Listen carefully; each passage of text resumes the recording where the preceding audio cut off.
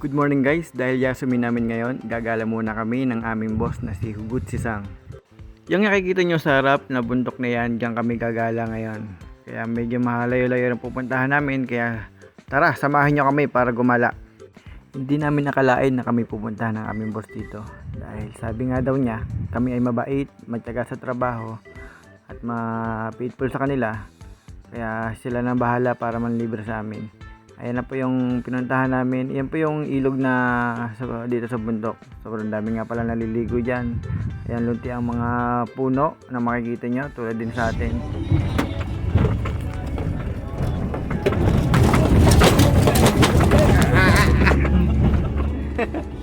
Pagkatapos nga pala namin umakyat, eto na yung pinakahihintay namin, ang ilibre kami ng aming boss dito sa McDonald's.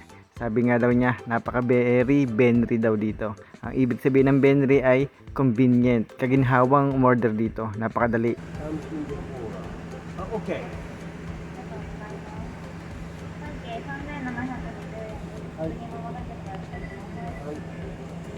At tama rin naman ang sinabi ng aming boss na sobrang convenient talaga ang order dito. Dahil saglit lang kami kumuha, saglit lang order, hindi kami nagtagal sa pila.